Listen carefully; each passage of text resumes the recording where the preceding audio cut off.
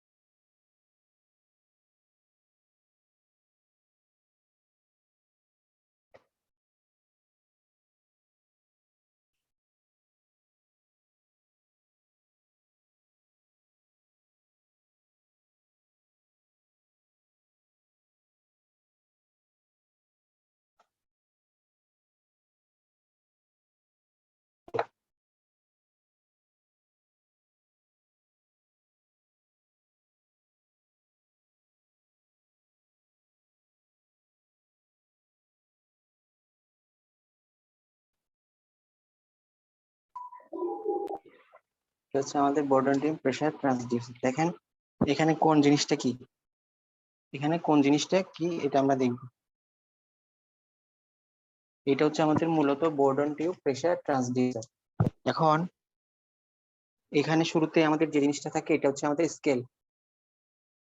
Scale বলতে এখানে আমরা রিডিংটা পাবো, কত প্রেসারটা কত, এটা এই স্কেলটা পাবো। এটা হচ্ছে স্কেল, এখানে আমাদের বিভিন্ন নিউমেরিক্যাল ডাটা ভ্যালু দেওয়া থাকে। এরপর এখানে এটা হচ্ছে আমাদের পয়েন্টার, এটা হচ্ছে আমাদের পয়েন্টার। পয়েন্টারটা স্কেলের উপর মুভ করবে, স্কেলের চারিদিকে মুভ করবে এই পয়েন্টারটা, যেটা আমাদের রিডিং দিবে। এরপর যেটা আছে, এরপর আমাদের দেখো এই জিনিসটা, এই জিনিসটা এই জিনিসটা হচ্ছে আমাদের টিপ। টিপ অথবা টিউব, সি টিউব বলা হয়। দেখো টিপটা কি করে, এই টিপটা সি, এটা হচ্ছে আমাদের বর্ডন টিউবের যে সি টিউবটা থাকে ব্যান্ডিং টিউব, এটা হচ্ছে সি টিউব। এই জিনিসটা দেখো, এই জিনিসটা সি শেপের, এই জিনিসটা হচ্ছে আমাদের সি শেপের, একে বলা হয় সি টিউব। এটা হচ্ছে সি টিউব। এই সি টিউবের সাথে কানেক্ট থাকে, কানেক্ট করা হয়, অর্থাৎ আমাদের যে অ্যাডজাস্টমেন্ট লিংক থাকে এটা হচ্ছে আমাদের অ্যাডজাস্টমেন্ট লিংক।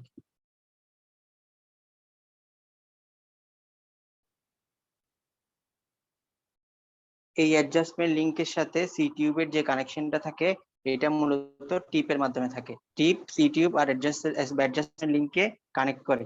এরপর আমাদের থাকে অ্যাঙ্গুলার স্ক্রু। এটা হচ্ছে আমাদের অ্যাঙ্গুলার স্ক্রু। অ্যাঙ্গুলার স্ক্রুর কাজ কি পরে বলছি। এরপর আমাদের এখানে থাকে একটা লিভার, এটা হচ্ছে আমাদের লিভার, এবং নিচে যেটা থাকে এটা হচ্ছে আমাদের multiple screw.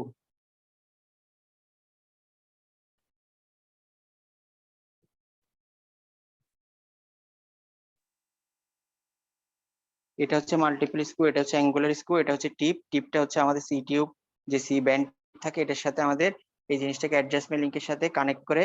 Angular screw pointer, যেটা আমাদের স্কেলের চারিদিকে রোটেট করে। আরেকটা হচ্ছে স্কেল, যেটার উপর আমরা রিডিংটা পাই, বিভিন্ন রিডিং দেয়া থাকে। এরপর লিভারের, দেখো লিভারের এই জায়গায় যে জিনিসটা আছে, টিথ কাটার যে জিনিসটা থাকে, এটা হচ্ছে আমাদের পিনিয়ন। এই জিনিসটা হচ্ছে আমাদের পিনিয়ন, এই জিনিসটা হচ্ছে আমাদের পিনিয়ন। যেহেতু পিনিয়ন থাকবে অবশ্যই র্যাক থাকবে, আমরা জানি র্যাক এন্ড পিনিয়ন, অথবা এই র্যাক এখানের সাথে একটা র্যাক থাকে, এটাকে র্যাকও বলা হয় অথবা সেক্টরও বলা হয়। এই জিনিসটা হচ্ছে সেক্টর, এটা হচ্ছে পিনিয়ন। সেক্টরের সাথে পিনিয়ন মেশ করা অবস্থায় থাকে, সেক্টরের সাথে পিনিয়ন টিপ কাটা থাকে, এখানে মেশ করা অবস্থায় থাকে, এটা হচ্ছে আমাদের সেক্টর। এই জিনিসটা হচ্ছে আমাদের সেক্টর, এটা গেল সেক্টর। এরপর দেখো র্যাক এন্ড পিনিয়ন, এটা র্যাক সেক্টর এবং পিনিয়ন দুইটা মেশ কাটা। সেক্টর এবং পিনিয়নের চারিদিকে একটা হেয়ার স্প্রিং থাকে, এটাকে বলা হয় হেয়ার, এটাকে বলা হয় হেয়ার স্প্রিং। দেখো এই চারিদিকে র্যাক এন্ড পিনিয়নের মেশ, পিনিয়ন এবং সেক্টরের চারিদিকে আমাদের একটা হেয়ার স্প্রিং থাকে। এই হেয়ার স্প্রিং এর কাজ হচ্ছে, আমরা জানি সবসময় আমাদের পিনিয়নের সাথে সেক্টরটা সবসময় মেশ করা থাকে, একটা অন্যটার সাথে মেশ করা অবস্থায় থাকে। যত মেশ করা অবস্থায় থাকবে তত আমাদের আমাদের কি থাকবে, আমাদের এই ভ্যালুটা, পয়েন্টারের ভ্যালুটা ভালো আসবে, রিডিংটা সব মানে অ্যাকুরেট হবে। কিন্তু কোনো কারণে যদি র্যাক এবং সেক্টর এবং পিনিয়নের মধ্যে যে ম্যাশটা থাকে, এই ধরনের যে ম্যাশটা থাকে, এটা যদি ডিসমেন্টল থাকে, অথবা এটা যদি কোনো কারণে মুভমেন্ট করে, অর্থাৎ ম্যাচটা যদি ভালো না হয়, তাহলে কিন্তু আমাদের রিডিংটা অ্যাকুরেট আসবে না। এই কারণে যাতে কোনো এক্সটার্নাল ভাইব্রেশন অথবা কোনো ফ্লো, কোনো মুভমেন্টের কারণে যদি র্যাক এন্ড পিনিয়নের, সেক্টর অফ দ্য পিনিয়নের যে ম্যাশটা, এটা যাতে কোনোভাবে কি না হয়, কোনোভাবে ডিসমেন্টাল না হয়, অথবা কোনোভাবে এটার ইফেক্টটা না পড়ে, এই কারণে চারিদিকে একটা হেয়ার স্প্রিং থাকে। এই হেয়ার স্প্রিংটা সাধারণত আমাদের মোশন লস হতে দেয় না, অর্থাৎ সেক্টর এবং এর মধ্যে যে মেশ করা থাকে, এটা কোনো কারণে ভাইব্রেশনের কারণে এটার মধ্যে একটা মোশন লস হতে পারে। যদি এটার মধ্যে মোশন লস হয়, তাহলে পয়েন্টারের উপর ইফেক্ট করবে, তখন পয়েন্টার আমাদের কি করবে, রিডিংটা ভালো আসবে না। এই কারণে এই জিনিসটা ওভারকাম করার জন্য আমাদের সেক্টর এবং পিনিয়নের চারিদিকে একটা হেয়ার স্প্রিং থাকে, এটার কাজ আসতে পারে। অর্থাৎ হেয়ার স্প্রিং এর কাজ কি, হেয়ার স্প্রিং এর কাজ হচ্ছে যাতে সেক্টর এবং পিনিয়নের মধ্যে কোনো মোশন লস না হয়, অর্থাৎ ভাইব্রেশনের কারণে যদি যদি এখানে কোনো মোশন থাকে, এখানে একটা মোশন লস হবে, এই মোশন লসটা যাতে না হয়, এই কারণে চারিদিকে একটা হেয়ার স্প্রিং থাকে। এরপর এটা গেল, এটা হচ্ছে আমাদের হেয়ার স্প্রিং, এই জিনিসটা হচ্ছে আমাদের হেয়ার স্প্রিং।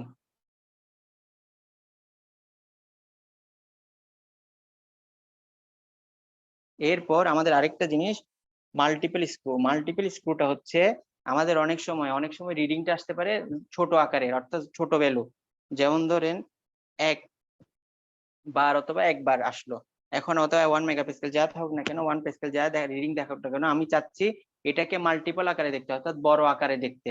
তখন আমি চাইলে এটাকে 2 গুণ অথবা 3 গুণ যে কোনো ভাবে অ্যাডজাস্ট করতে হবে। অর্থাৎ আমি যদি 1 দেখাই, আমি চাচ্ছি এটা 2 গুণ আকারে দেখাক, অর্থাৎ 1 মেগাপিক্সেল হলে এটা আমাকে 2 মেগাপিক্সেল দেখাবে। যেটাই দেখুক না কেন আমি চাচ্ছি ডাবল অথবা ট্রিপল আকারে দেখাক। এটা যদি চাই, তাহলে আমাকে এই মাল্টিপল স্ক্রুকে অ্যাডজাস্ট করা লাগে। কতটুক অ্যাডজাস্ট করছি এটার উপর বেস করে সাধারণত আমরা রিডিংটা পাবো, অর্থাৎ ওইটা ডাবল অথবা ট্রিপল আকারে পাবো। এটা হচ্ছে মাল্টিপল স্ক্রুর কাজ। এরপর আছে আমাদের আরেকটা জিনিস অ্যাঙ্গুলার স্ক্রু। অ্যাঙ্গুলার স্ক্রুটা হচ্ছে আমাদের অনেক সময় বর্ডন টিউব প্রেসারকে যখন ক্যালিব্রেট করি, তখন আমরা দেখব আমাদের অনেক সময় আমাদের ম্যাক্সিমাম ভ্যালু, এটা হচ্ছে আমাদের মিনিমাম ভ্যালু, সরি এটা হচ্ছে আমাদের মিনিমাম ভ্যালু 0, এটা হচ্ছে আমাদের বর্ডন টিউব প্রেসার গ্যাসের ম্যাক্সিমাম ভ্যালু। অনেক সময় আমরা দেখবো আমাদের মিনিমাম ভ্যালু আর ম্যাক্সিমাম ভ্যালুটা কারেক্ট আসে, কিন্তু আমাদের যে মিডলে যে রিডিংটা, এই রিডিংটা ঠিক মতো আসে না, অর্থাৎ অ্যাকুরেট আসে না। তখন আমরা এই জিনিসটাকে অ্যাডজাস্ট করার জন্য এই অ্যাঙ্গুলার স্ক্রুটা ইউজ করি। আমি আবার বলছি, দেখো অ্যাঙ্গুলার স্ক্রুর কাজ হচ্ছে অনেক সময় আমাদের মিনিমাম রিডিংটা ঠিক মতো আসে, ম্যাক্সিমাম রিডিংটাও ঠিক মতো আসছে, কিন্তু অনেক সময় আমাদের যে মাঝখানের মিডলের যে রিডিং গুলা এগুলা ঠিক মতো আসে না। এই জিনিসটা মানে অ্যাকুরেসিটা ঠিক মতো হয় না মিডলের রিডিং গুলা। এক্ষেত্রে আমার অ্যাঙ্গেলটা অ্যাডজাস্ট করা হয়, অ্যাডজাস্ট করে আমার মিডলের রিডিংটা যাতে ঠিক মতো আসে এটা করা হয়। অর্থাৎ যদি আমাদের মিনিমাম আর ম্যাক্সিমাম ভ্যালু ঠিক মতো আসে কিন্তু মিডলের রিডিং গুলা ঠিক মতো না আসে, এটাকে অ্যাডজাস্ট করার জন্য অ্যাঙ্গুলার স্ক্রুটা ইউজ করা হয়। এগুলাই হচ্ছে মূলত আমার যে বর্ডন টিউব প্রেসার গেজের যে ইনস্ট্রুমেন্ট থাকে এগুলার যে বিভিন্ন পার্ট গুলা থাকে, এই পার্ট গুলার কাজ। সবাই বুঝছি এই জিনিসটা? স্যার হেয়ার স্প্রিং এর কাজটা যদি আরেকবার বোঝানো হেয়ার যায়। স্প্রিং এর কাজটা হচ্ছে আমরা জানি সবসময় র্যাক এন্ড পিনিয়ন, আমাদের সবসময় অনেক জায়গায় মেকানিক্যালের অনেক পার্টে র্যাক এন্ড পিনিয়ন ইউজ করা হয়। সেম ভাবে এখানে আমাদের থাকে র্যাক এন্ড পিনিয়ন না বলে এটাকে সেক্টর বলা হয়। এটা হচ্ছে সেক্টর, এটা হচ্ছে পিনিয়ন। আমরা জানি যেহেতু টিথ কাটা একটা একটার সাথে কি থাকবে, মেশ করা থাকবে। এটা মেশ করা না স্যার? মেশ করা বুঝছেন? Yes sir. এটা হচ্ছে মেশ। এখন মনে করেন আমাদের এখানে কোনো কারণে ভাইব্রেট হচ্ছে, আমাদের চারিদিকে এই ইনস্ট্রুমেন্টটা ভাইব্রেশন হচ্ছে, তখন এটার মধ্যে কি এই এটার যে মেশ করাটা এটা একটু মানে মুভ মুভ করবে না? হ্যাঁ, ডিস্টর্ট হইতে পারে। মুভ মুভ করবে, তখন এখানের মধ্যে একটা মোশন লস হয়। এটা মোশনের কারণে একটা মোশন লস হয়। এখন এই মোশন লসটা যাতে না হয় এই কারণে এখানে আমাদের একটা হেয়ার স্প্রিং রাখা হয়। এই হেয়ার স্প্রিংটা কি করে, র্যাক মানে আউটার যে ভাইব্রেশন অথবা যে ধরনের ভাইব্রেশনের কারণে যাতে আমাদের এই সেক্টর এবং পিনিয়নের মধ্যে কোনো ধরনের মোশন লস না হয়, এই জিনিসটা ওভারকাম করে হেয়ার স্প্রিং। বুঝা গেছে? Yes sir. এটাই। আর কারো কোনো কোশ্চেন? স্যার লিভার মাল্টিপ্লিকেশন স্ক্রুটা স্যার আরেকবার বুঝাই দিলে ভালো। লিভার মাল্টিপ্লিকেশন স্ক্রু হচ্ছে আমরা ড্রয়িং এ ছিল আমাদের 2110 তে ড্রয়িং যখন ছিল তখন আমরা কি ইউজ করতাম, ডাবল স্কেল ছিল না আমাদের? জি স্যার।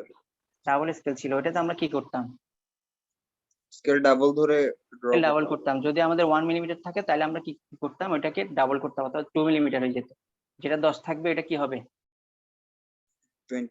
20 হয়ে যাবে। এটার ক্ষেত্রেও সেম জিনিস, অর্থাৎ আমরা যে ডাটাটা দিবে এটা আমরা চাচ্ছি একটু বড় আকারে দেখতে। অনেক সময় ছোট ডাটা আমরা কি করতে পারি না, রিডিং এ সমস্যা হয়, মিডলে রিডিং এ যদি সমস্যা হয়, এখন এটাকে আমরা চাচ্ছি বড় আকারে দেখতে। অর্থাৎ যদি আমার ওয়ান মানে রিডিং এ দেয় 1 পে স্কেল, তাহলে আমি আউটপুটে পাবো কত, এটা রিডিং দেওয়ার সময় কত পাবো, 2 পে স্কেল। এটাই ডাবল করে দেওয়া। স্যার বুঝছি? জি স্যার বুঝছি। এটাই। আর কারো কোনো কোশ্চেন? এটা কিন্তু ইম্পর্টেন্ট বলতে এটার বিভিন্ন পার্টের বর্ণনা দিতে হবে। আচ্ছা, ওয়ার্কিং প্রিন্সিপালটা খুবই সিম্পল। বর্ডন টিউব প্রেসার গেজের ওয়ার্কিং প্রিন্সিপালটা খুবই সিম্পল। আমাদের যে ফ্লুইড ধরলাম, আমরা কোন একটা ফ্লুইডের এয়ার প্রেসার মেজার করব, তখন আমরা জাস্ট এই জিনিসটা যেদিক দিয়ে ধরলাম একটা পাইপের মধ্যে দিয়ে ফ্লুইড ফ্লো হবে, ধরলাম এটা একটা পাইপ। এখন এই পাইপের এই পয়েন্টে প্রেসার মেজার করতে যাচ্ছি, আমি পাইপের প্রেসার মেজার করতে যাচ্ছি, তখন আমি জাস্ট বর্ডন টিউব প্রেসার গেজটা এখানে বসাই দিব। দেওয়ার পরে এখানে ফ্লুইডটা ফ্লো করবে, ফ্লো করার পরে সি টাইপ ব্যান্ড টিউবের মধ্যে দিয়ে এটা এন্টার করবে। এন্টার করার পর আমাদের যে সি টাইপ ব্যান্ড টিউবটা থাকে এটা সোজা হওয়ার ট্রাই করবে, ডিসপ্লেসমেন্ট হবে, এটার মধ্যে একটা ডিসপ্লেসমেন্ট হবে, এটা স্ট্রেট হওয়ার ট্রাই করবে। এটা কিন্তু ফ্লেক্সিবল ইলাস্টিক থাকে, অর্থাৎ সি টাইপ ব্যান্ড টিউবটা একটু দেখাই,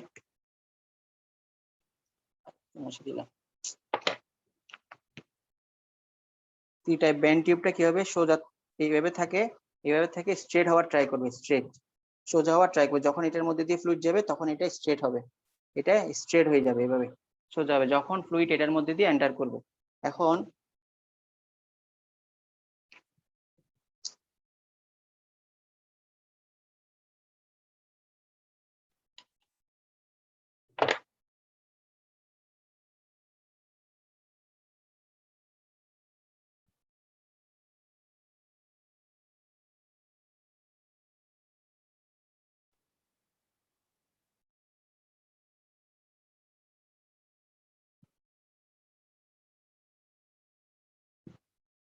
স্যার একটু খেয়াল করেন, জিনিসটা হচ্ছে যখন এটার মধ্যে দিয়ে ফ্লুইডটা আমার পাস করবে, দেখেন এটার মধ্যে দিয়ে যখন ফ্লুইডটা পাস করবে তখন এটা কি করবে, সোজা হওয়ার ট্রাই করবে, এটা সোজা হওয়ার ট্রাই করবে, স্ট্রেট হওয়ার ট্রাই করবে। যখন এটা স্ট্রেট হওয়ার ট্রাই করবে তখন এই এখানের সাথে যে টিপের সাথে যে অ্যাডজাস্টমেন্ট লিঙ্কটা আছে এটা মুভ করবে।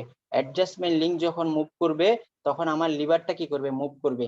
লিভারটা যখন মুভ করবে তখন আমার পিনিয়নটা মুভ করবে, পিনিয়নের সাথে মেশ করা থাকে সেক্টরটা রোটেট করবে, সেক্টরটা রোটেট করলে আমার এই পয়েন্টারটা চারিদিক দিয়ে চারিদিক দিয়ে কি করবে, মুভ করবে। এখন এখান দিয়ে আমি যে পয়েন্টারটা যেটার উপর থাকবে ওইটাই হচ্ছে আমার প্রেসার। বুঝছি স্যার? খুবই সিম্পল জিনিস। ফ্লুইডটা যাবে, ফ্লুইডটা যাওয়ার পরে এটা ব্যান্ড করবে, এই সি টাইপ টিউবটা ব্যান্ড থেকে স্ট্রেট হওয়ার ট্রাই করবে, স্ট্রেট হওয়ার ট্রাই করবে, তখন এই জিনিসটা আমার অ্যাডজাস্টমেন্ট লিঙ্কে পুশ করবে, তখন অ্যাডজাস্টমেন্ট লিঙ্কের সাথে আমার লিভারটা কানেক্টেড, লিভারটা মুভ করবে, লিভারটা যদি মুভ করে পিনিয়নটা মুভ করবে, পিনিয়নের সাথে সেক্টর মেশ করা থাকে, সেক্টরটা যখন মুভ করবে তার মানে এখানে পয়েন্টারটা থাকবে, পয়েন্টারটা আমার জাস্ট এভাবে এভাবে রোটেট করে রিডিংটা দিবে। এভাবে আমার বোর্ডনটি প্রেসার ট্রান্সডিউসারে খুব ইজিলি সিম্পল ফর্ম ইয়াতে সিম্পলি আমরা কোন একটা ডাটা বের করতে পারি, প্রেসার বের করতে পারি। এটাই হচ্ছে আমার বোর্ডন টিউব প্রেসার ট্রান্সডিউসারের ওয়ার্কিং প্রিন্সিপাল। কারো কোনো কোশ্চেন থাকলে বলতে পারেন। স্যার এই অ্যাঙ্গুলার স্ক্রু আর মাল্টিপ্লিকেশন স্ক্রুটা যদি আরেকবার একটু বলতেন সংক্ষেপে। স্যার অ্যাঙ্গুলার স্ক্রুটা হচ্ছে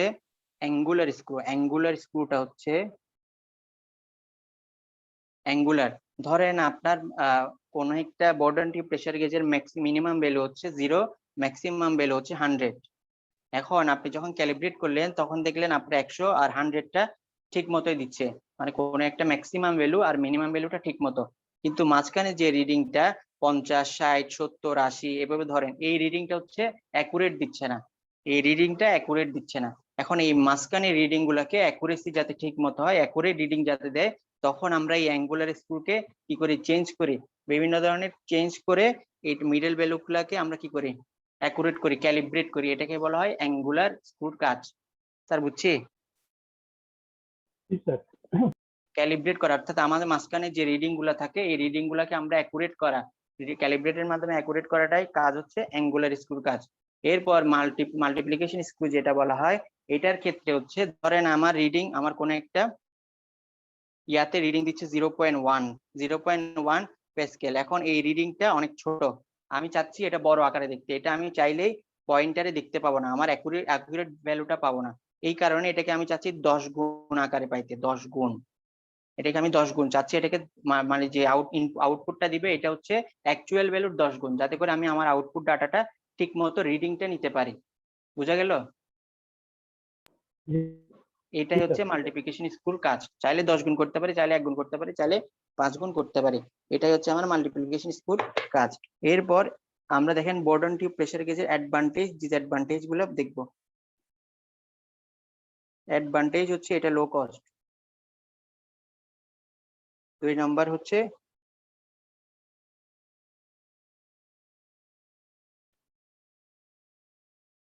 সিম্পল কনস্ট্রাকশন,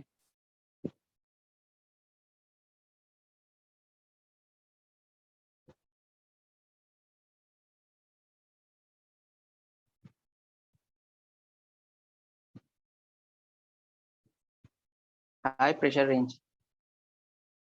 এই তিনটা হলো আমাদের অ্যাডভান্টেজ। ডিসঅ্যাডভান্টেজ হচ্ছে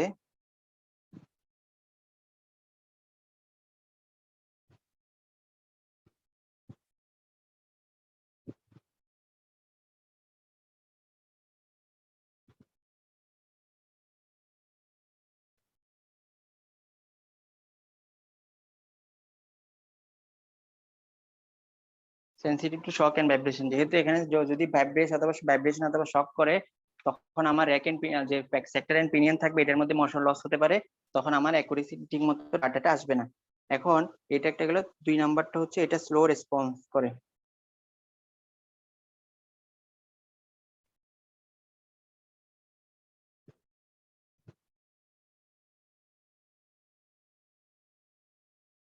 slowly response to pressure change, অর্থাৎ আমার ফ্লোটা যাবে, এটা ব্যান্ড করবে, আস্তে আস্তে প্রেসার রিডিংটা দিচ্ছে, অর্থাৎ ফ্লোটা এটার ভিতরে সি টিউব ব্যান্ড টিউবের ভিতরে যাবে, এরপর এটা ফ্লো করবে, ফ্লো করার পর এটা ব্যান্ড হবে, তারপর আমার রিডিংটা দিবে। এটা হচ্ছে স্লোলি রেসপন্স করে, এটাই হচ্ছে এটার একটা ডিসঅ্যাডভান্টেজ। এটা গেল আমাদের বোর্ডন টিউব প্রেসার গেজের advantage disadvantage. Bourdon tube pressure gauge নিয়ে কারো কোনো কোশ্চেন থাকলে বলতে পারেন। স্যার ফ্লুইডের ফ্লোর জন্য কোনো রিজনে কি এই টিউবটা মানে স্ট্রেট হওয়ার ট্রাই করে? হ্যাঁ, মানে ফ্লুইডের মানে সি টিউবটা স্ট্রেট হওয়ার ট্রাই কেন করে? এটা মানে টিউবটা ইলাস্টিক টিউব, এটা হচ্ছে এভাবে থাকে, এটা যখন এটার মধ্যে দিয়ে প্রেসার যায় এটা হচ্ছে ব্যান্ড করে, ব্যান্ড থেকে সোজা হওয়ার ট্রাই করে। সি টিউবটা ইলাস্টিক একটা টিউব। আবার যখন ফ্লুইডটা এর মধ্যে দিয়ে বের হয়ে যাবে, অর্থাৎ ফ্লুইডটা যখন এটার ভিতর থেকে বের করে দিব তখন এটা আবার ব্যান্ড হয়ে যাবে। এটা হচ্ছে বোর্ডন টিউব যে সি টিউবটা থাকে এর ক্যারেক্টারিস্টিক্স। এটার মধ্যে দিয়ে যখন কোনো ফ্লো করে, কোনো ফ্লুইড যায়, এটা ব্যান্ড থেকে স্ট্রেট হওয়ার ট্রাই করে, আর যখন ফ্লুইডটা বের করে দেয় তখন আবার এটা ব্যান্ড হয়ে যায়।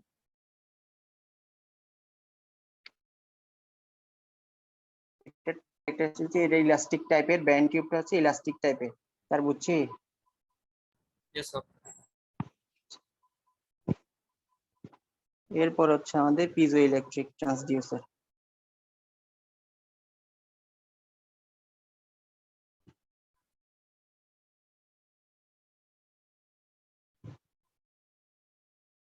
পিজো ইলেকট্রিক ট্রান্সডিউসারের ক্ষেত্রে এটাতে আমাদের ট্রান্সডিউসার সেম জিনিস, একটা এনার্জি থেকে অন্য একটা এনার্জিতে আমরা কনভার্ট করব।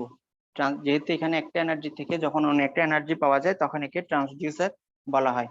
পিজো ইলেকট্রিক ম্যাটেরিয়াল, এখন এখানে পিজো ইলেকট্রিক যে জিনিসটা ইউজ করি, পিজো ইলেকট্রিক ম্যাটেরিয়ালের ক্ষেত্রে আমাদের যে ক্যারেক্টারিস্টিক্স, পিজো ইলেকট্রিক ম্যাটেরিয়ালের ক্ষেত্রে আমাদের যে জিনিসটা হয়, আমরা যদি পিজো ইলেকট্রিক ম্যাটেরিয়ালে কোনো ফোর্স অ্যাপ্লাই করি, ফোর্স অ্যাপ্লাই করলে পিজো ইলেকট্রিক ম্যাটেরিয়ালটা নর্মালি ডিফরমেশন হয়। তখন যখন ফোর্স অ্যাপ্লাই করি, যখন এটা ডিফর্ম হয় তখন এটার ক্ষেত্রে আমরা একটা আউটপুট পাই। আউটপুটটা হচ্ছে ইলেকট্রিক্যাল আউটপুট অথবা চার্জ অথবা ভোল্টেজ, চার্জ পাই অথবা চার্জ বা ভোল্টেজ আমরা পাই। দেখেন, যখন পিজো ইলেকট্রিক ম্যাটেরিয়ালের ক্ষেত্রে যদি আমরা কোনো ফোর্স অ্যাপ্লাই করি, তাহলে এটা হচ্ছে পিজো ইলেকট্রিক ম্যাটেরিয়াল, এটাকে একটা এক্সটার্নাল ফোর্স অ্যাপ্লাই করলাম।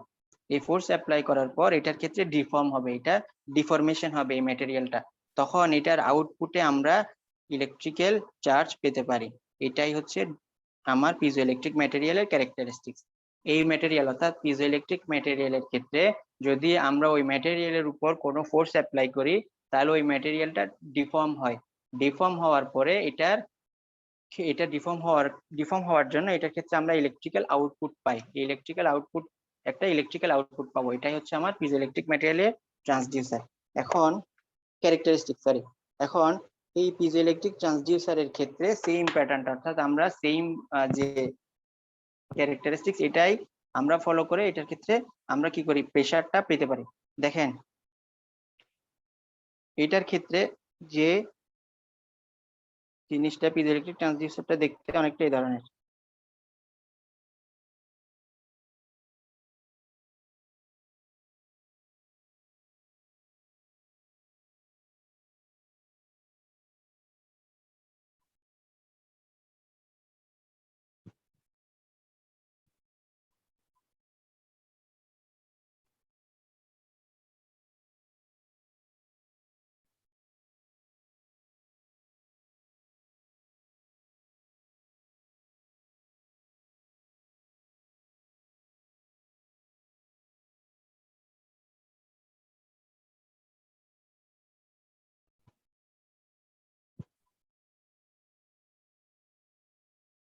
এটাই হচ্ছে আমার পিজো ইলেকট্রিক ম্যাটেরিয়াল।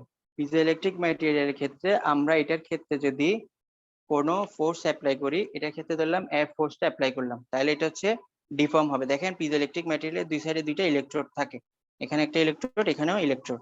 যখন এটার উপর আমরা এক্সটার্নাল ফোর্স অ্যাপ্লাই করলাম তখন এটা ডিফর্ম হবে। এই ডিফর্ম যখন হবে তখন এখানে যদি আমরা দুইটা আউটপুট বের করি, এইখান দিয়ে এই আউটপুট, এখান থেকে যদি আমরা ভোল্টমিটার বসাই তাহলে দেখবি এখানে আমরা চার্জ পাচ্ছি। এইটাই হচ্ছে আমার ইলেকট্রিক্যাল আউটপুট। এটার ক্ষেত্রে কি হচ্ছে, একদম খুবই সিম্পল, কোন একটা ফোর্স অ্যাপ্লাই করলাম, ফোর্স অ্যাপ্লাই করার পরে এখানে দুই দিকে দুইটা তার, এখান থেকে যদি আমরা আউটপুটটা মেজার করি এখানে আমরা চার্জ পাচ্ছি।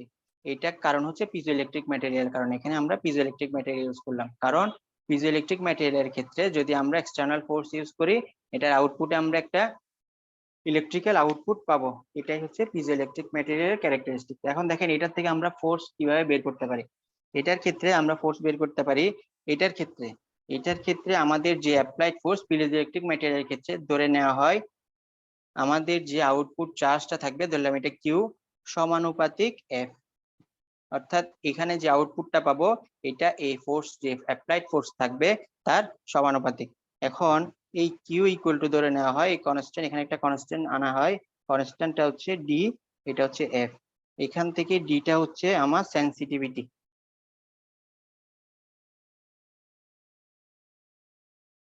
এটা হচ্ছে আমার সেন্সিটিভিটি, যেটা আমার এখানে পিজোইলেকট্রিক যে ম্যাটেরিয়ালটা ইউজ করা হবে তার জন্য কনস্ট্যান্ট থাকবে, তার জন্য এই ভ্যালুটা দেয়া থাকবে। এখন আমরা যদি অ্যাপ্লাইড ফোর্সটা বের করতে চাই, আউটপুটে যে চার্জটা পাবো এটা যদি আমাদের জানা থাকে, এই জিনিসটা আমাদের দেয়া থাকবে, এখান থেকে আমরা চাইলে আমাদের অ্যাপ্লাইড ফোর্সটা বের করতে পারি। এটাই হচ্ছে পিজোইলেকট্রিক ট্রান্সডিউসারের ওয়ার্কিং প্রিন্সিপাল। এভাবেই চাইলে আমরা কি করতে পারি, কোন একটা অ্যাপ্লাইড ফোর্সের কি পরিমাণ ফোর্স অ্যাপ্লাই করছে এটা আমরা বের করতে পারি, খুবই সিম্পল। স্যার কারো কোনো কোয়েশ্চেন থাকলে বলতে পারেন।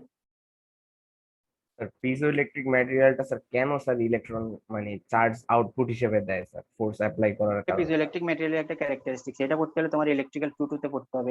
ইলেকট্রিক্যাল 2 তে পিজোইলেকট্রিক ম্যাটেরিয়াল ছিল না। পিজোইলেকট্রিক ম্যাটেরিয়ালের ক্যারেক্টারিস্টিক্স হচ্ছে এটার ক্ষেত্রে যদি কোনো একটা অ্যাপ্লাইড ফোর্স দেওয়া হয়, এক্সটার্নাল ফোর্স, এটা ডিফর্ম করার কারণে এখানে আমরা একটা ইলেকট্রিক্যাল আউটপুট পাই। এটা হচ্ছে পিজোইলেকট্রিক ম্যাটেরিয়ালের ক্যারেক্টারিস্টিক্স। এটাই এখন এটা কেন এখানে, এটার জন্য তোমার 2 তে ইলেকট্রনিক্সে পড়তে হবে। সবগুলা পিজোইলেকট্রিক ম্যাটেরিয়াল তোমাদের 2 তে ছিল।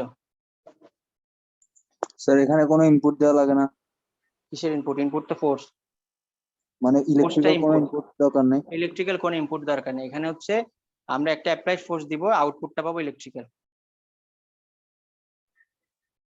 এখানে যদি আমরা ইনপুট ফোর্স হচ্ছে এটা ইনপুট হচ্ছে এটা, আউটপুট হচ্ছে ইলেকট্রিক্যাল আউটপুট। আর কোনো কোয়েশ্চেন থাকলে বলেন।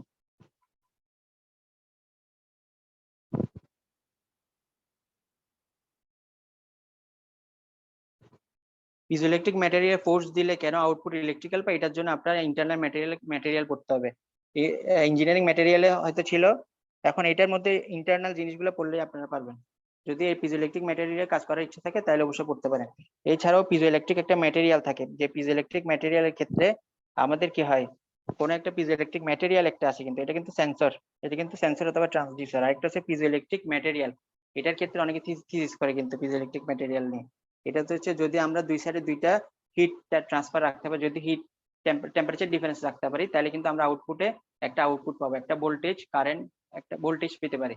এটা হচ্ছে আরেকটা হচ্ছে পিজোইলেকট্রিক ম্যাটেরিয়াল, এটা হচ্ছে পিজোইলেকট্রিক ট্রান্সডিউসার। পিজোইলেকট্রিক ম্যাটেরিয়ালের ক্ষেত্রে যদি ওই ম্যাটেরিয়ালের দুই সাইডে দুইটা টেম্পারেচার ডিফারেন্স রাখা যায়, তাহলে কিন্তু আউটপুট আমরা একটা ইলেকট্রিক্যাল চার্জ পেতে পারি।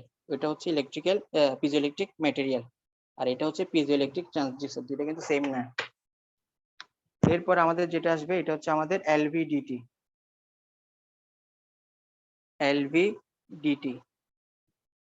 এলভিডিটি হচ্ছে linear variable differential transducer. Linear variable differential transducer, linear variable differential transducer, linear variable differential transducer. এটার ক্ষেত্রে আমাদের ডিসপ্লেসমেন্ট থেকে আমরা একটা এনার্জি থেকে অন্য একটা এনার্জি পাই, দেখে একে ট্রান্সডিউসার বলা হয়। এখন লিনিয়ার ভেরিয়েবল বলতে এই যে ইনস্ট্রুমেন্ট, এটা হচ্ছে আমার লিনিয়ারলি মুভ করে, এই জিনিসটা হচ্ছে আমাদের লিনিয়ারলি মুভ করে। যদি এই জিনিসটা আমরা দেখি, এই জিনিসটার ফিগার হচ্ছে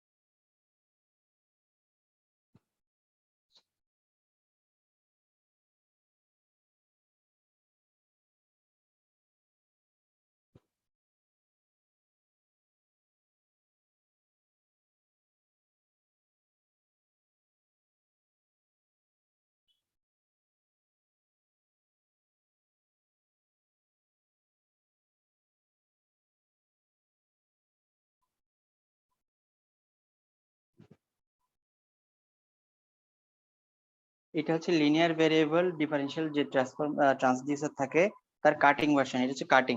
নরমালি জিনিসটা হচ্ছে এলভিডিটিটা দেখতে এই ধরনের।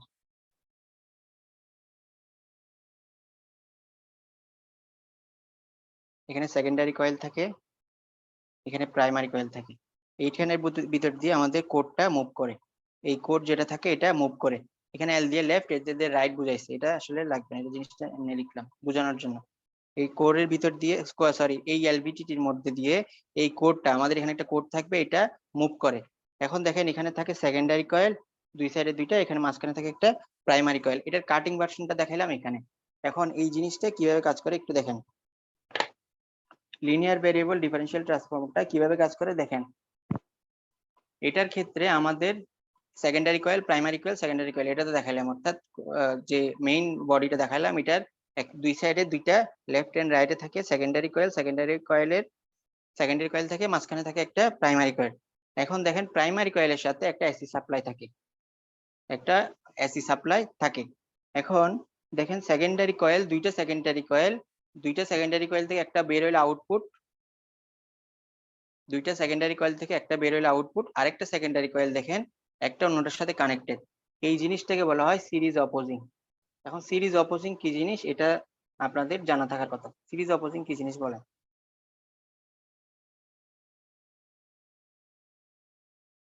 ইলেকট্রিক্যালের পরে 2 তে 21 22 সব জায়গায় ছিল, 1 2 21 22 তে ছিল কিনা জানি না। তা সিরিজ অপোজিং কি জিনিস?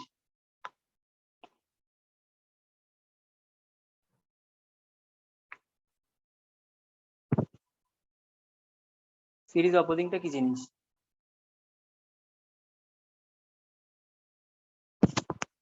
ভোল্টেজের ক্ষেত্রে সিরিজ অপারেশন। সিরিজ অপোজিং এটার স্যার সাথে কারেন্টটাও উল্টা দিকে অপোজ করবে স্যার। টা কি থাকবে? আচ্ছা দেখেন সিরিজ অপোজিংটা কি জিনিস দেখেন। সিরিজ একদম নরমালি যদি বলি, যদি এই কয়েল ধরলাম, এটা সেকেন্ডারি কয়েলটা আমার একদম নরমাল সেন্সে যদি দেখেন, ধরলাম এই সেকেন্ডারি ওয়্যারটা আমার ক্লকওয়াইজ, আর এই জিনিসটা থাকবে অ্যান্টি ক্লকওয়াইজ। এখন এই জিনিসটার সাথে এই ক্লকওয়াইজ ওয়্যারের সাথে অ্যান্টি ক্লকওয়াইজ যে ওয়াইন্ডিং ছিল এটাকে আমি কানেক্ট করে দিলাম, এটাই হচ্ছে সিরিজ অপোজিং। নরমালি একদম কমন যদি চিন্তা করি, একটা যদি ক্লকওয়াইজ থাকে আরেকটা ওয়্যার হচ্ছে অ্যান্টি ক্লকওয়াইজ, এই দুইটাকে আমি কানেক্ট করে দিলাম একসাথে, এটাই হচ্ছে সিরিজ অপোজিং। এখন এটার ক্ষেত্রে দেখেন, এটার ক্ষেত্রে আমরা যদি ইলেকট্রোমোটিভ ফোর্স ধরি, এটার ক্ষেত্রে যদি E1 ধরি, তাহলে এটা যদি E2 ধরি, দুইটার ক্ষেত্রে এটা যদি 50 থাকে সেম ভ্যালুর জন্য, সিরিজ অপোজিং এ আমরা জানি সিরিজ অপোজিং এর ক্ষেত্রে E1 সমান E2 হয়। তার মানে ওভারঅল আউটপুট যদি আমরা ধরি E1 মাইনাস E2, যদি ভ্যালু সেম হয় তাহলে আমাদের আউটপুট থাকবে 0। এটাই হচ্ছে সিরিজ অপোজিং এর বেসিক জিনিস। একদম যদি ফার্স্টে দেখেন সিরিজ অপোজিং এর ক্ষেত্রে আমার যে ওয়্যারটা থাকবে এটা হচ্ছে ক্লকওয়াইজ, ধরলাম ক্লকওয়াইজ, আরেকটা থাকবে অ্যান্টি ক্লকওয়াইজ। এই ক্লকওয়াইজ আর অ্যান্টি ক্লকওয়াইজ একসাথে আমি কানেক্ট করে দিলাম। এখন সিরিজ অপোজিং এর ক্ষেত্রে একটা যে দুইটা ওয়্যার কানেক্ট করলাম, এটার আউটপুট ইলেকট্রোমোটিভ ফোর্স, এটার ইলেকট্রোমোটিভ ফোর্স সেম। এখন E1 ইকুয়াল টু E2, যদি আমার ভ্যালু সেম হয় তাহলে আমি আউটপুটে পাচ্ছি 0। এটাই হচ্ছে সিরিজ অপোজিং এর বেসিক। এখন এই জিনিসটা কি জাস্ট বলে রাখলাম, এখানে দুইটা কানেক্ট থাকবে, এটা হচ্ছে সিরিজ অপোজিং। এখন একটা জিনিস খেয়াল করেন, শুরুতে এখন অপারেশন শুরু করলাম, এখানে একটা এসি সাপ্লাই, এখানে হচ্ছে সিরিজ অপোজিং, আর এখানে হচ্ছে কোর। যখন কোডটা কিন্তু এইভাবে না, কোড এই জিনিসটা বোঝাচ্ছে কি, এটা হচ্ছে আমার নর্মাল ফিগার, এখানে একটা কোড থাকবে, এটা হচ্ছে আমার কোর। এই কোডটা কি করে আমার এদিকে মুভ করতে পারে অথবা এদিকে মুভ করতে পারে, left and back and forth move করতে পারে। এখন এটার মুভমেন্টের উপর আমার আউটপুটটা নির্ভর করে। দেখেন শুরুতে দেখেন একটা হচ্ছে আউটপুট সাথে কানেক্টেড, আর একটা হচ্ছে সিরিজ অপোজিং এর সাথে। প্রাইমারি কয়েল যেটা, এটা হচ্ছে আমার এসি সাপ্লাইয়ের সাথে যুক্ত থাকে। এখন এই জায়গায় আমার যে জিনিসটা কাজ করে এটা হচ্ছে মিউচুয়াল ইন্ডাকশন,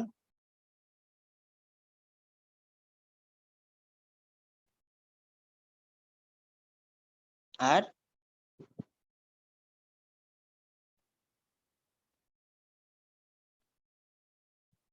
ইলেকট্রোমোটিভ কাপলিং।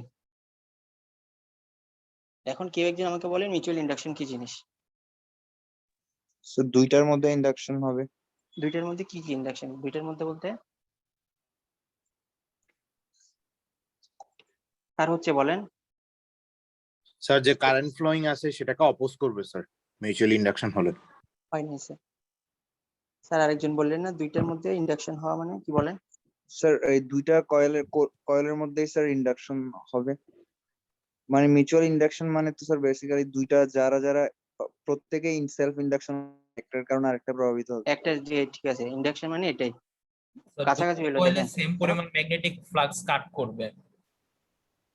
জি স্যার অনেকটা কাছাকাছি, যে সামনে আগে যে বললেন ওটাও মোটামুটি ওরটা বেশি কাছাকাছি। দেখেন কাট করবে মানে দেখেন ধরেন আমি প্রাইমারি কয়েলে আর ধরেন আমি কোন একটার জন্য অন্যটাতে ইন্ডাক্ট করা ইনডিউস করা ইলেকট্রিসিটি সাপ্লাই করলাম প্রাইমারিতে কিন্তু এটা ট্রান্সফার করলাম সেকেন্ডারিতে, এটাই হচ্ছে মিউচুয়াল ইন্ডাকশন। দেখেন কোন একটা প্রাইমারি ওয়াইন্ডিং এর সাথে সেকেন্ডারি ওয়াইন্ডিং এ যে আমরা ইনডিউস করা আমরা যে চার্জ জেনারেট করছি এটা ইনডিউস করাটাই হচ্ছে আমার মিউচুয়াল ইন্ডাকশন। মানে এটার ক্ষেত্রে মিউচুয়াল ইন্ডাকশনটা কিভাবে হয় দেখেন, এটার কাজ করে মূলত এই জিনিসটার উপর। এখন আপনাকে আমি এলভিডিটি পরীক্ষা লিখতে বললাম, আপনি পরীক্ষা সবকিছু লিখলেন কিন্তু এই ওয়ার্ডটা কোনো জায়গায় নেই। মিউচুয়াল ইন্ডাকশন এবং ইলেকট্রোমোটিভ কাপলিং এর উপর এই জিনিসটা কাজ করে, তাহলে আপনার নাম্বার কমবে। সবকিছু লেখার দরকার নেই, একটা জিনিস 10-12 3-4 পৃষ্ঠা লেখার দরকার নেই, কয়েকটা পয়েন্ট এভাবে লিখে দিলেই হবে।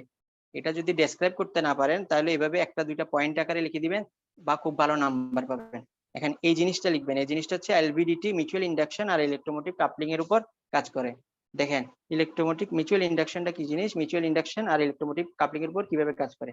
যখন আমার প্রাইমারি কয়েল, এখানে তো সেকেন্ডারি কয়েলে গেল, এখন প্রাইমারি কয়েল যেটা থাকে এই প্রাইমারি কয়েলের সাথে আমরা একটা এসি সাপ্লাই দেই, একটা এসি সাপ্লাই থাকে।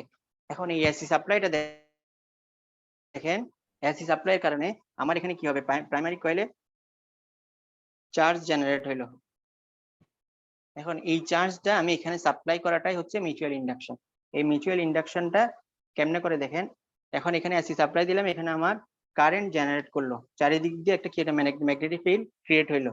এখন এই ম্যাগনেটিক ফিল্ডকে আমি কিভাবে এই দুইটার মধ্যে ট্রান্সফার করছি, এই দুইটার মধ্যে ট্রান্সফার করে মূলত এই কোডটা মানে প্রাইমারি কয়েল থেকে এটা এখানে সেকেন্ডারি কয়েল অথবা এখানে সেকেন্ডারি কয়েলে ট্রান্সফার করে দেওয়াটাই হচ্ছে আমার ইলেকট্রোমোটিভ কাপলিং এর মাধ্যমে। কাপলিং এর মাধ্যমে এখান থেকে এটা আমি এখানে ট্রান্সফার করে দিই। কিভাবে করি দেখেন, যখন আমার এখানে দেখেন এসি সাপ্লাই দেওয়ার কারণে এখানে আমার ম্যাগনেটিক ফিল্ড ক্রিয়েট হইলো,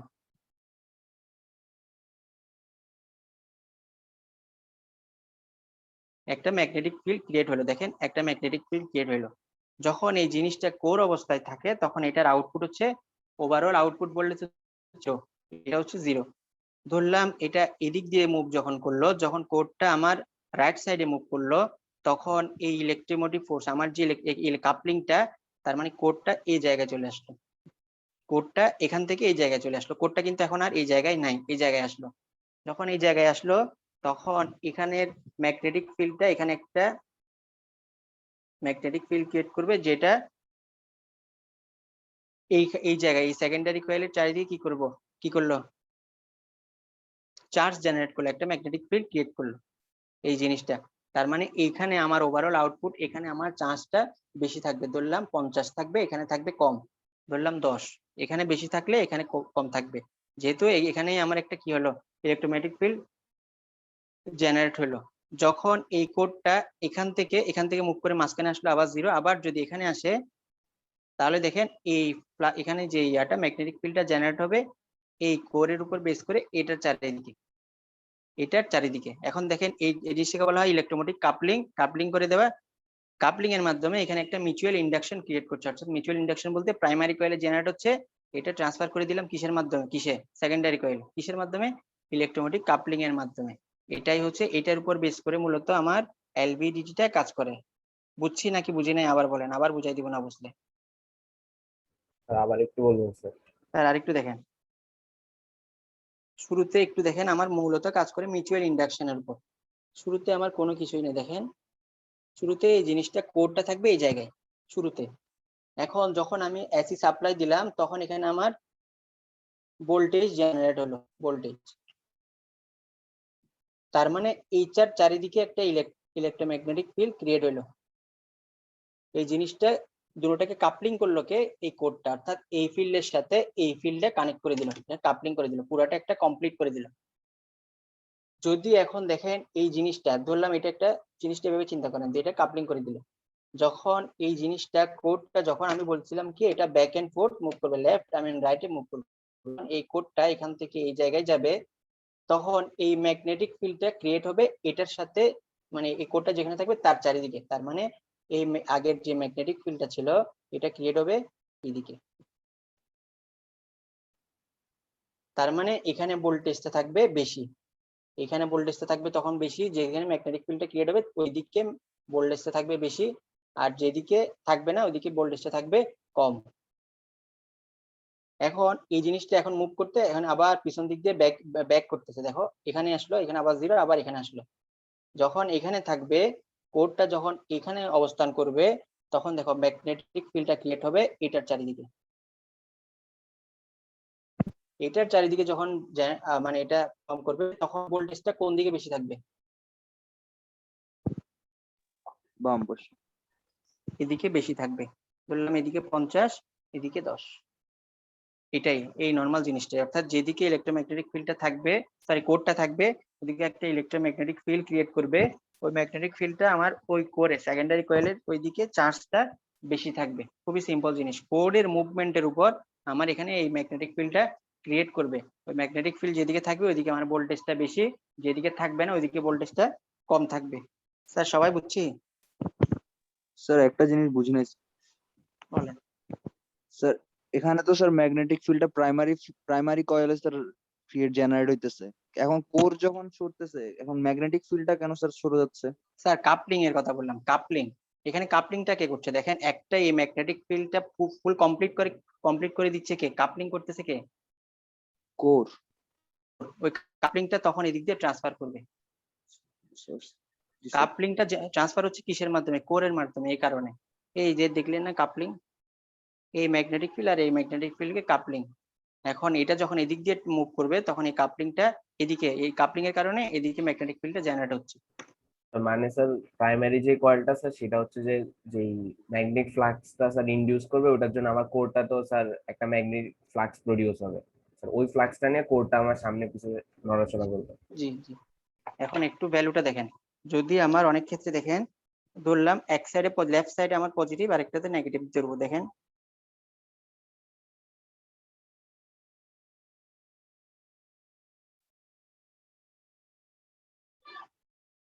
কোডটা যখন এদিকে মুভ করলো, ধরলাম কোডটা লেফট সাইডে এই জায়গায় এই অবস্থানে আছে, তখন আমার কোন সাইডে ভোল্টেজ বেশি থাকবে, একটা পজিটিভ যদি ধরি আরেকটা ধরতে হবে আমাদের নেগেটিভ, কোন দিকে ভ্যালুটা কত, পজিটিভে বেশি Positive পজিটিভ side এ নেগেটিভ এটা দেখবেন না, পজিটিভ নেগেটিভ এটা আমি ধরলাম এটা পজিটিভ প্রান্ত, এটা আমাদের যেদিকে নেগেটিভ থাকবে প্রান্ত, ওদিকে কোন দিকে বেশি থাকবে, এদিকে বেশি, কোর এদিকে ধরলাম, যেদিকে থাকবে তার মানে ওভারঅল আউটপুটটা আমার কত হবে, 50 minus 10। 40। আর আচ্ছা, এখন এটা গেল ফার্স্ট কন্ডিশন, সেকেন্ড কন্ডিশনের জন্য যখন আমার এই সাইডে থাকবে, ধরলাম এটা এই সাইডে, এখন আমার কোন দিকে ভ্যালুটা বেশি হবে, এখন এই কন্ডিশনে এদিকে ধরলাম 50, এদিকে হচ্ছে 10, এখন এটার জন্য ওভারঅল আউটপুটটা কত হবে, -40। স্যার বুঝছি, এখন এটার জন্য যদি একটা গ্রাফ প্লট করি, এইটা হচ্ছে 0, এটা 0, এটার জন্য যখন করে থাকবে তখন 0, আর এটা হচ্ছে 40, আর হচ্ছে -40, যখন কোর, এটা হচ্ছে কোর ডিসপ্লেসমেন্ট, এটা হচ্ছে আমার ভোল্টেজ, যখন কোরে থাকবে পয়েন্টে থাকবে তখন 0, যখন এদিকে গেল তখন 40, আর যখন এদিকে আসলে এটা -40, এটা জাস্ট একটু বোঝার জন্য একটা গ্রাফ প্লট করে দেখালাম।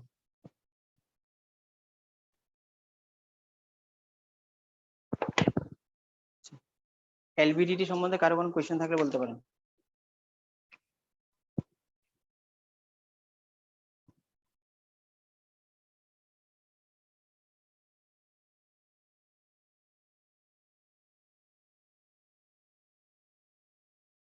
এরপর আমাদের যে এলভিডিটিটা থাকে, এই এলভিডিটা অর্থাৎ লিনিয়ার ভেরিয়েবল ডিফারেনশিয়াল ট্রান্সডিউসারটা অনেক সময় বর্ডন টিউব প্রেসার টিউবের সাথে ইউজ করা হয়।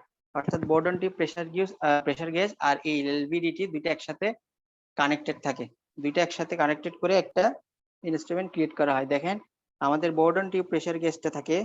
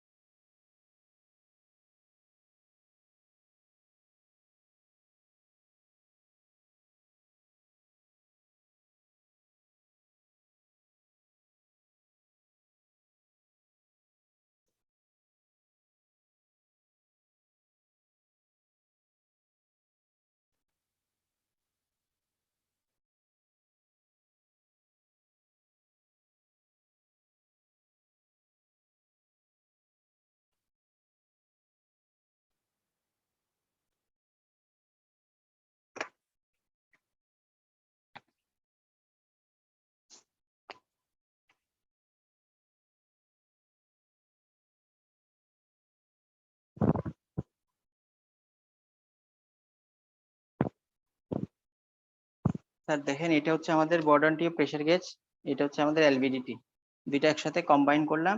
এখন এটা হলো LVDT with বর্ডন tube pressure gauge. দেখেন এলভিডিটির ক্ষেত্রে, সরি বর্ডন টিউবের ক্ষেত্রে আমরা যে প্রেসারটা পাবো, এটা যদি একটা ইলেকট্রিক্যাল আউটপুট পেতে চাই তাহলে এলভিডিটি আমরা ইউজ করব। অর্থাৎ যে প্রেসারের একটা প্রেসার বর্ডন টিউব প্রেসার গেজ থেকে আমরা প্রেসারটা পাচ্ছি, তখন ওই প্রেসার থেকে যদি আমরা ইলেকট্রিক্যাল আউটপুটটা চাই তাহলে এটার ক্ষেত্রে আমাদের এলভিডিটি ইউজ করব। দেখেন এটার সাথে যে আমাদের যে এলভিডিটি, এটা হচ্ছে এলভিডিটি পোর্শন, এলভিডিটির সাথে এটার যে কানেকশন থাকে, এটা হচ্ছে এলভিডিটির যে কোর থাকে, কোরের সাথে এলভিডিটির যে বর্ডন টিউবের যে সি টিউবটা থাকে, এটা একটা রোলারের মাধ্যমে কানেক্ট থাকে। এখন যখন এটা উপর নিচ মুভ করবে তখন এই কোডটা আপ এন্ড ডাউন মুভ করবে। আপ এন্ড ডাউন মুভ যখন করবে, ধরলাম এটার মধ্যে যে ফ্লুইড গেল, সি টাইপ টিউবটা ব্যান্ড থেকে সোজা হওয়ার ট্রাই করলো, সোজা হওয়ার ট্রাই করলে এটা আমার কি করবে, এই উপরের দিকে উঠবে অথবা নিচের দিকে নামবে। নর্মালি এটা কি থাকবে, মানে এটা মিডলে থাকবে, তখন আউটপুটটা হচ্ছে 0। এটা হচ্ছে সিম্পল কনস্ট্রাকশন, মানে অর্থাৎ এভাবে ইউজ করা হয়। অর্থাৎ বর্ডন টিউব প্রেসারের সাথে এলভিডিটির যে কোডটা থাকে, এটা একটা রোলারের মাধ্যমে কানেক্টেড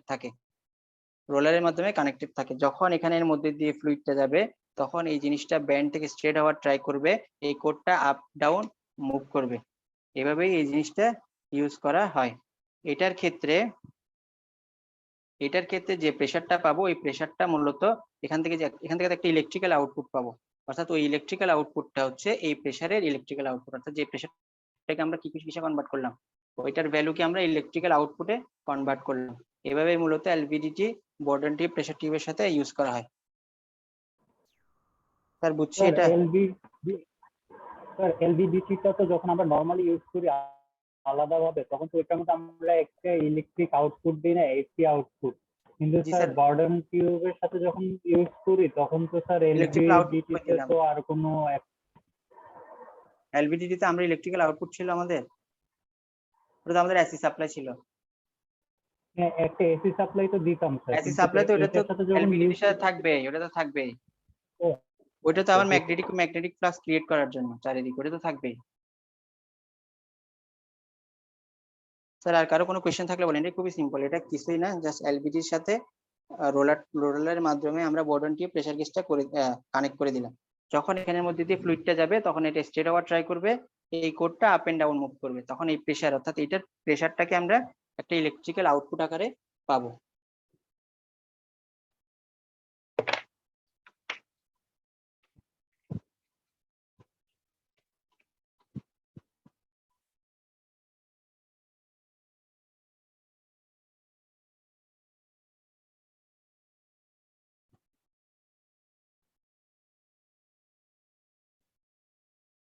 আরেকটা হচ্ছে আমাদের capacitive pressure transducer. Capacitive pressure ট্রান্সডিউসারটা কি দেখেন,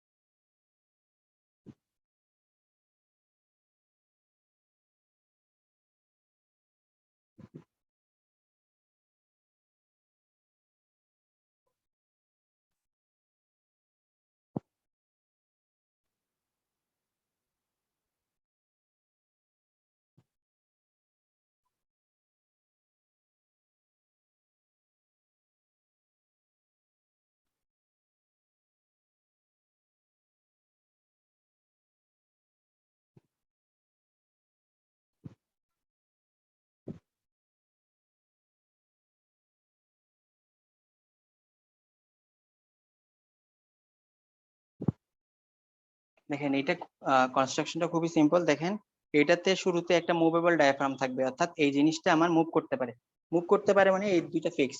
জাস্ট মনে করেন যখন এটাতে কোনো একটা ফ্লুইড এটাতে চাপ দিল তখন এটা ভিতরের দিকে মুভ করবে, মুভ করে ভিতরের দিকে চলে আসলো।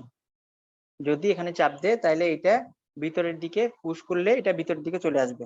এখন এখানের ভিতরে থাকে আমার ডাইইলেকট্রিক ম্যাটেরিয়াল, এখানের ভিতরে থাকে আমাদের ডাইইলেকট্রিক ম্যাটেরিয়াল যেটা ইনসুলেশনের জন্য লাগে।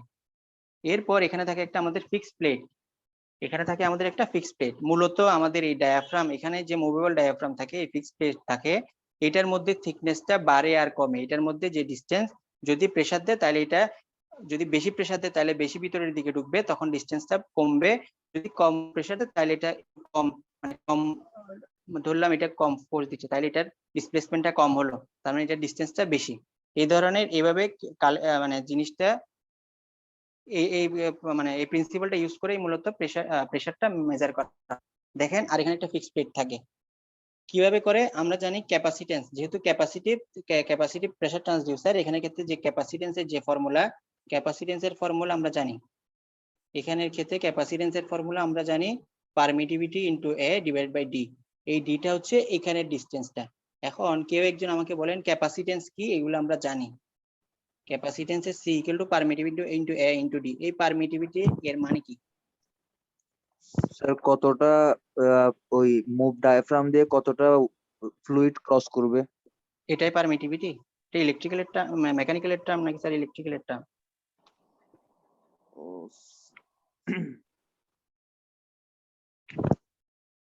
স্যার চার্জ, তাহলে কি চার্জ হবে স্যার? চার্জের মানে কতটা চার্জ মুভ করবে ওই ডায়াফ্রামের মধ্যে দিয়ে? এই ডায়াফ্রামের মধ্যে দিয়ে কতটা চার্জ মুভ করবে? স্যার আমি এটার কথা বলি, আমি বললাম যে জিনিসটা কি। এটা ক্যাপাসিটেন্সের জন্য পারমিটিভিটি, কোন একটা ম্যাটেরিয়ালের পারমিটিভিটি, এটা একটা কনস্ট্যান্ট। এই পারমিটিভিটিটা কি জিনিস ক্যাপাসিটেন্সের? স্যার ডাইইলেকট্রিক ম্যাটেরিয়ালের ভিতর দিয়ে কি পরিমাণ চার্জ ফ্লো করতে পারবে, এবিলিটি টু ফ্লো, এটা দেখেন অ্যাবিলিটি টু মুভ নাকি স্টোর করার? Sir move, flow. Store maybe. দেখেন পারমিটিভিটি কি, দেখেন স্টোর। পারমিটিভিটি হচ্ছে ধরেন কোন একটা এটা এই ক্ষেত্রে এটার বললাম, এটার জন্য না, আমি জাস্ট বললাম পারমিটিভিটি। এখানে যে এটা ইউজ করলাম এটা হচ্ছে পারমিটিভিটি। দেখেন কোন একটা জিনিসের পারমিটিভিটি কি জিনিস, ধরেন কোন একটা ম্যাটেরিয়ালের মধ্যে দিয়ে এখানে Q1 চার্জ, এখানে Q2 চার্জ, তাহলে Q1 থেকে Q2 তে চার্জ ফ্লো করে, Q1 থেকে Q2 তে চার্জ ফ্লো করবে। ধরলাম 100% চার্জ, এখানে হচ্ছে 100% চার্জ আছে। এখন যখন Q1 থেকে Q2 তে চার্জটা যাবে তখন তো 100%, 60%, ধরেন গেল 60%। এখানে যে 100% চার্জ আছে এটা কিন্তু 100% পুরাটা Q2 তে যাবে না, কিছু পোর্শন 40% কিন্তু ভ্যানিশ। এই পার্সেন্ট কই? এই 40%টা হচ্ছে এই ম্যাটেরিয়ালের চার্জ স্টোর করার যে ক্ষমতা। এটা যে এই ম্যাটেরিয়ালটা দেখেন Q1 থেকে Q2 তে যাওয়ার সময় এই ম্যাটেরিয়ালটা 40% চার্জ এটা অ্যাবজর্ব করে নিছে, তার মানে এটা স্টোর করে নিল। এটাই হচ্ছে এই ম্যাটেরিয়ালের পারমিটিভিটি, এটাই হচ্ছে এই ম্যাটেরিয়ালের পারমিটিভিটি। এটা জাস্ট বেসিক একটা জিনিস, ওই জন্য বললাম যখন কোন একটা চার্জ ফ্লো করছে তখন দেখেন 100% কিন্তু এটাতে ফ্লো করে না, কিছু পোর্শন চার্জ এটার মধ্যে দিয়ে ভ্যানিশ হয়ে যায়, এটা অ্যাবজর্ব করে নেয়। এটাই হচ্ছে এই ম্যাটেরিয়ালের পারমিটিভিটি। এখন এখানে যে জিনিসটা থাকবে পারমিটিভিটিটা কনস্ট্যান্ট থাকে। এখন এই ম্যাটেরিয়ালের ক্ষেত্রে দেখেন সি ইকুয়াল টু পারমিটিভিটিটা ম্যাটেরিয়ালের উপর নির্ভর করে, এরিয়াটা এটার এরিয়ার উপর নির্ভর করবে, এটার এরিয়া, তার মানে ডি। এখন আমি যদি এটা লিখি তাহলে সিটা কিসের উপর নির্ভর করে মূলত? এ আর ডি এর উপর স্যার। স্যার এর উপর নির্ভর করে না, এটা ফিক্সড। এটা এরিয়া কি চেঞ্জ হবে?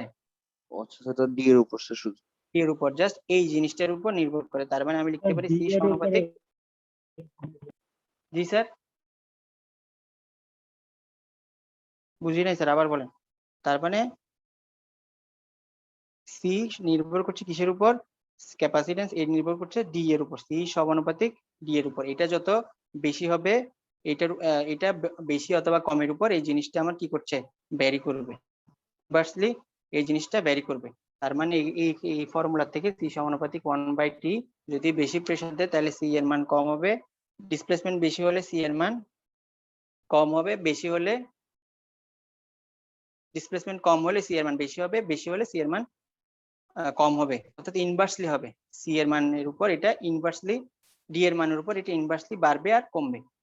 এটাই হচ্ছে আমার ক্যাপাসিটি প্রেসার ট্রান্সডিউসারের কাজ। খুবই সিম্পল, ছোট একটা সূত্র, সি সমান C equal to permittivity into A divided by D. মূলত এটা ডি এর উপরই নির্ভর করে। কারো কোনো কোয়েশ্চেন থাকলে বলতে পারো। স্যার এটা দিয়ে আমি প্রেসার ফ্লুইড যখন একটা প্রেসার অ্যাপ্লাই করবে আমি ডিসপ্লেসমেন্টটাও বের করতে পারবো, আবার চার্জও স্টোর করে রাখতে পারবো। চার্জ ক্যাপাসিটেন্স, কোন একটা ম্যাটেরিয়াল ক্যাপাসিটেন্স বলতে কি বুঝেন বলেন তো? কার চার্জ স্টোর করার ক্ষমতাই তো। স্যার যতক্ষণ পর্যন্ত ডিসপ্লেসমেন্টটা থাকবে ততক্ষণ পর্যন্ত আপনি চার্জটা স্টোর থাকতেছে, বুঝা গেছে? যদি ডিসপ্লেসমেন্টটা না থাকে তখন এই চার্জটা থাকবে না। যতক্ষণ পর্যন্ত মানে এটাকে ফোর্স অ্যাপ্লাই করবে, এই ডায়াফ্রামটাতে যতক্ষণ ডিসপ্লেসমেন্ট থাকবে ততক্ষণ চার্জটা, এখানে চার্জ ক্রিয়েট হবে, এখন এই ক্যাপাসিট্যান্স ওই চার্জটা ধরে রাখবে। স্যার এটার মানে কি যে রিলেটিভ মোশনটা না থাকলে আর চার্জও থাকবে না? না, ক্যাপাসিটরের ভিতরে চার্জ কি করে? ক্যাপাসিটরের কাজ কি? চার্জ ধরে রাখা। তো চার্জ তো থাকবে, চার্জ কেন ভ্যানিশ হবে? বললাম যে ফ্লো যখন প্রেসার যখন মেজার করবে তখন কি পরিমাণ চার্জ স্টোর হলো এটার উপর তো প্রেসার, অবশ্যই ওইটার উপর বেস করে তো প্রেসারটা পাবা। বিষয় বুঝতে পারছি। কি পরিমাণ চার্জ স্টোর হলো এটার উপর বেস করেই তো প্রেসারটা পাবা। আচ্ছা স্যার, রেকর্ডটা অফ করেন, ক্লাস শেষ।